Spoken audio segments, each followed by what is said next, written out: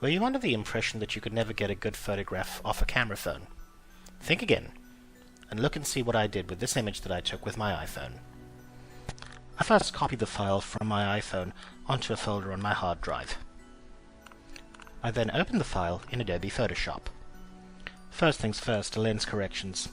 It's easy enough, just open the lens correction filter, select the device, the model, and the lens, in this case, just the phone, and hit OK.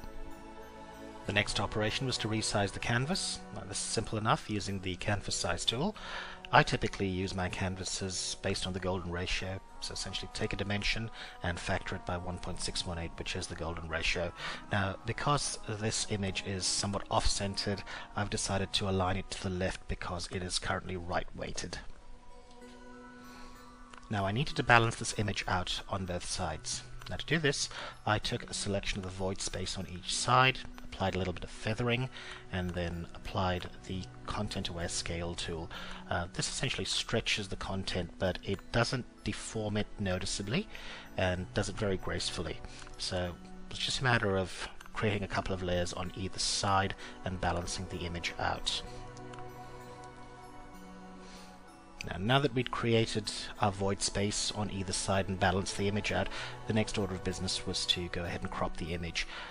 This is fairly easy using the crop tool, and you'll notice that because on the left hand side we stretched the image beyond what we normally thought we were going to have, we had a little bit more to play with. So it's just a matter of using the crop select tool and centering the image around the axis of the boat. Once done, we can go ahead and flatten the layers. Now, I wasn't completely satisfied with the image being completely aligned with the vertical axis of the boat, so it's just a matter of doing a free transform by selecting the entire layer and then doing a free rotation on a free transform mode, and then cropping the image to get rid of any void spaces created on the layer underneath. Now that we've got a generally acceptable composition, it was just a matter of doing a black and white point adjustment. It was just a matter of doing an image adjustments levels and adjusting the levels to where our blacks and whites were properly adjusted for. At this stage I went ahead and applied Nik Color Efex Pro to this image, and by standard set of filters, the first thing that I went for was the Pro Contrast tool. I also applied a bit of a graduated neutral density filter and the standard contrast tool, and going through a couple of different operations, I got to a point where the image appeared aesthetically pleasing to me for colors and tones.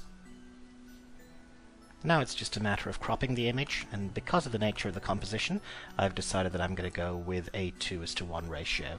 So once again, using the canvas size tool, I just take a dimension and scale it on a 2:1 ratio and work with it from there.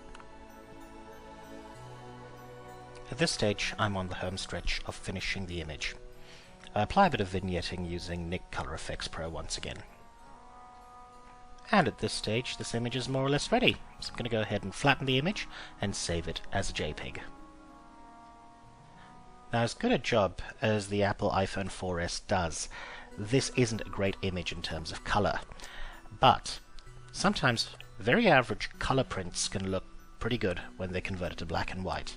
And I actually find one of the best ways of converting a color image to black and white is using a plugin called Nik Silver Efex, as we see over here, and you've got a range of different settings to choose from. So I've gone through a range of different available options, and I've chosen the one that appeals best to me.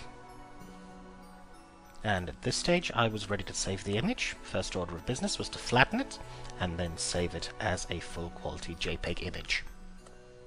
Now at this stage I've done everything that I want to do with this image in Photoshop, so I've got ahead and closed out of it, but I still need to clean up any noise that these images may have, either that might have been captured when I shot the image, or that I might have inadvertently introduced while post-processing the image in Photoshop. Now to do this, it's just a simple matter of loading each image into a program called Imagenomics Noiseware and running it through one of the standard filters that's most appropriate for it, and hitting the Go button. Noiseware cleans up the noise without significantly affecting any clarity. Once done, it's just a matter of saving the image as a JPEG. Generally what I do is I just overwrite the original file. Once done, These images are all ready to be printed and published.